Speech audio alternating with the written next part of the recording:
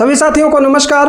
आज 9 फरवरी को विज्ञान विषय का पेपर हुआ, जिसको हम मिलान करेंगे और देखेंगे किसने कितने उत्तर सही किए। जी हाँ, इसका पहला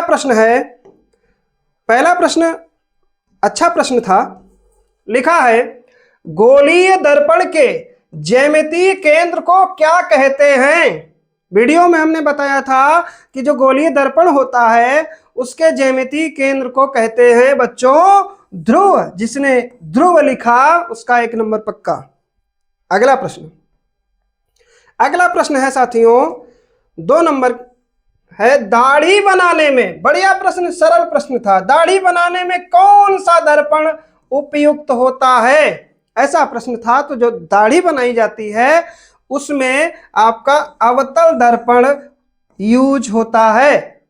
तीसरा विकल्प सही था इसका। जिसने तीसरा विकल्प सही किया है उसका 1 नंबर कंफर्म है।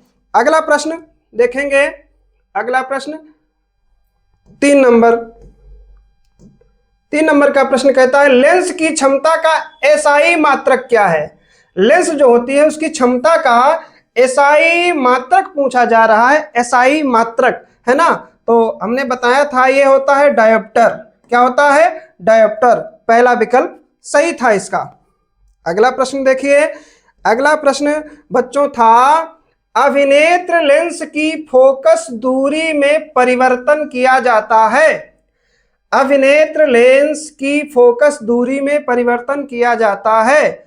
बहुत बच्चों ने परितारिका लगाया होगा, लेकिन कह रहा है परिवर्तन किया जाता है, तो ये पक्षमाभी पेशियों द्वारा किया जाता है। इसका चौथा विकल्प सही था। ठीक है। अगला प्रश्न अच्छा प्रश्न है, 5 नंबर का प्रश्न। ये 5 नंबर का प्रश्न कह रहा है, निकट दृष्टि दोष को किस लेंस से दूर किया जाता है। हमने समझाया था निकट दृष्टि दोष जो होता है उसको हम दूर करते हैं किससे? अवतल जो लेंस होता है उससे। ठीक है। दूसरा विकल्प जिसने सही किया उसको 1 नंबर जरूर मिलेगा। अगला प्रश्न देखेंगे। कह रहा है, इंद्रधनुष बनाने का मुख्य कारण, इंद्रधनुष बनने का मुख्य कारण पूछा जा रहा है बच्चों। अच्छा प्रश्न है। परावर्तन, अपवर्तन। बहुत बच्चे परावर्तन लगाए होंगे, अपवर्तन भी लगाए होंगे, लेकिन ध्यान से पढ़ने की जरूरत थी। वर्ण विक्षेपण, तो यहां पर ये और ये तीनों कारण हैं, इसलिए जिसने इनमें से सभी विकल्प चयन किया होगा उसको ये नंबर मिलेगा, यानी विकल्प इसका डी सही था बच्चों। अगला प्रश्न देखेंगे। अगला प्रश्न है, प्रतिरोध का एसआई मात्रक। प्रतिरोध का जो एसआई मात्रक है आपने पढ़ा है, बहुत ज्यादा कठिन नहीं है ये क्वेश्चन। ओम होता है। क्या होता है? ओम। चलो भाई अगला प्रश्न देखो। अगला प्रश्न क्या है? अगला प्रश्न कह रहा था, 1 किलोवाट घंटा बराबर होता है, यानी जो 1 किलोवाट घंटा होता है वो किसके बराबर होता है? तो 3.6 इंटू 10⁻⁶J।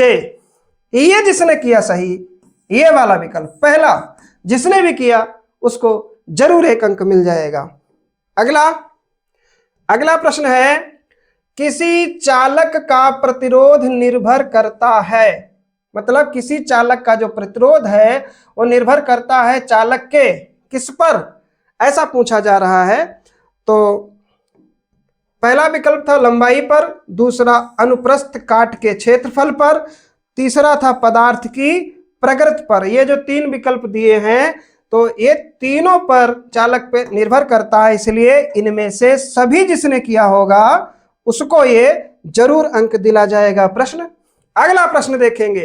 अच्छा प्रश्न है, और वो प्रश्न कह रहा है आपका, कह रहा है, विद्युत चुंबक बनाने के लिए प्रायः किस प्रकार के क्षण का प्रयोग होता है। तो जानते हो, जब कोई विद्युत चुंबक बनाया जाता है तो उसमें नरम लोहा प्रयोग होता है। कैसा? नरम क्षण, नरम लोहा प्रयोग होता है। तीसरा विकल्प इसका सही था। अगला प्रश्न ये भी देखेंगे। एक समीकरण दिया है ना, एग्जाम्पल है किसी का, तो कहता है समीकरण ZNS प्लस यहाँ पे CuSO कोड लिखा है, दिखाई नहीं पड़ रहा है, 4AQ ZnSO 4AQ plus CuS निम्न में किस अभिक्रिया का उदाहरण है। ये एक एग्जाम्पल है, जो समीकरण दिया हुआ है ये किसी अभिक्रिया का क्या है, उदाहरण है। उस अभिक्रिया का नाम आपसे पूछा जा रहा है, तो नाम था विस्थापन। जिसने विस्थापन लिखा होगा उसको नंबर अवश्य मिलेगा। ठीक है बच्चों, अगला प्रश्न देखेंगे। अगला प्रश्न है, चिप्स की थैली में कौन सी गैस भरी होती है। जो आप लोग चिप्स खरीदते हो उसमें गैस भरी होती है, मैंने वीडियो में पढ़ाया भी था। उसमें भरा होता है नाइट्रोजन। क्या होता है, नाइट्रोजन। नाइट्रोजन गैस भरी होने के कारण ना तो खराब होता है और ना ही इतना जल्दी वो उसका टेस्ट खराब होता है। ठीक है ना, तो ये दूसरा विकल्प बच्चों सही था, इसका नाइट्रोजन सही था। अगला प्रश्न हम देखेंगे। अगला प्रश्न कह रहा है, निम्नलिखित में से किस अभिक्रिया में अवक्षेप का निर्माण होता है। तो ये जो अभिक्रिया है ये द्विविस्थापन अभिक्रिया है ना बच्चों, इसी में निर्माण होता है। ठीक है ना, तो तीसरा विकल्प हमारा सही था इसका। अगला प्रश्न देखेंगे हम। अगला प्रश्न है, जल की स्थायी कठोरता को हटाने के लिए किस रसायन का उपयोग किया जाता है। ध्यान से समझिए, जो जल है उसकी स्थायी कठोरता को हटाने के लिए, है ना, ऐसा समझ पाएंगे तो उत्तर मिल जाएगा। तो इसमें बहुत बच्चे मारे होंगे बेकिंग सोडा, लेकिन बेकिंग सोडा नहीं है, कह रहा जल की स्थायी कठोरता, ऐसा कह रहा है। तो धोने का जो सोडा था, यह विकल्प बच्चों सही था। पहला जिसने किया होगा उसको 1 अंक अवश्य मिल जाएगा। अगला प्रश्न, अम्लों का पीएच मान क्या होता है। बहुत सरल है, अम्लों का जो पीएच मान होता है बच्चों वो 7 से कम होता है। दूसरा विकल्प सही था भाई इसका। अगला प्रश्न कह रहा है, धात्विक ऑक्साइड की प्रकृति कैसी होती है। यानी जो धात्विक ऑक्साइड होती है उसकी प्रकृति कैसी होती है, यह प्रश्न पूछ रहा है आपसे। तो यह होता है क्षारकीय। क्या होता है, क्षारकीय। दूसरा विकल्प भाई इसका सही था। चलो अगला प्रश्न हम लोग देख लेते हैं। अगला प्रश्न है 17 नंबर पे प्रश्न दिया हुआ है, कह रहा निम्नलिखित में से कौन सा अंशतृप्त हाइड्रोकार्बन है। कौन, निम्नलिखित में से कौन अंशतृप्त हाइड्रोकार्बन है, ऐसा पूछा जा रहा है। तो इसके लिए है C2H4। पहला विकल्प सही था इसका। जिसने पहला विकल्प किया होगा उसको नंबर जरूर मिलेंगे। अगला प्रश्न है बच्चों, निम्नलिखित में से कौन आयनिक यौगिक नहीं है। समझिए, जिसने जल्दबाजी में कर दिया, गलत कर दिया, नहीं है कह रहा, नहीं है।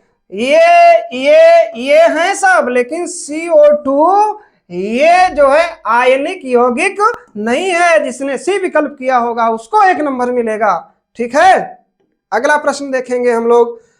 अगला प्रश्न है, प्रकार्यात्मक समूह एल्कोहल का फार्मूला क्या है। यानी जो प्रकार्यात्मक समूह है एल्कोहल का फार्मूला पूछा जा रहा है।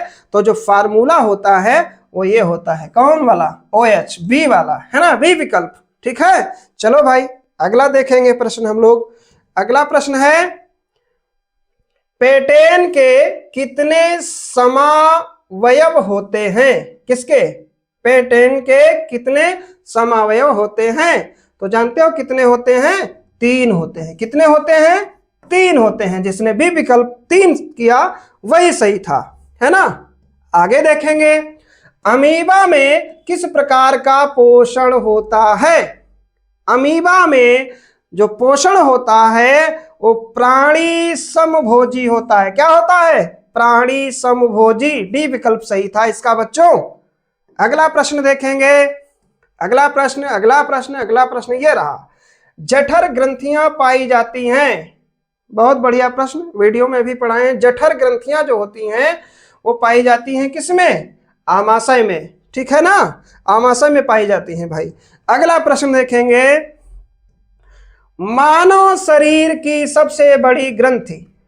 बहुत सरल प्रश्न है, यकृत, लीवर। दूसरा विकल्प सही था। चलो अगला प्रश्न देखेंगे।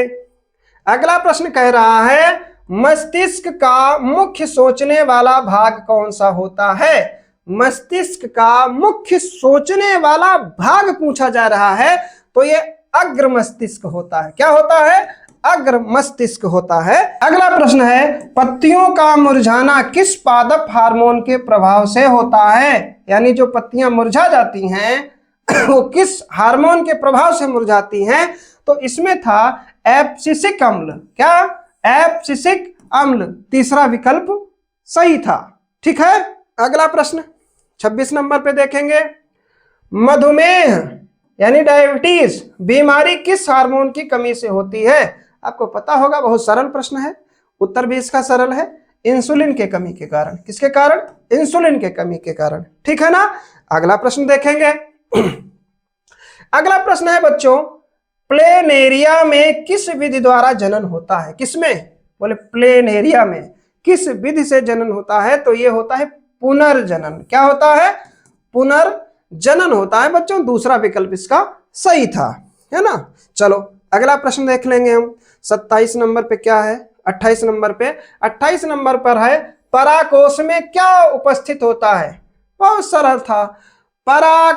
परागकोश में क्या उपस्थित होता है ना। तो परागकोश जो होता है इसमें होता है परागकण, है ना। चौथा विकल्प डी विकल्प सही था। परागकण जिसने किया उसको नंबर मिलेंगे। अगला प्रश्न कहता है, मानव में गुणसूत्रों की संख्या।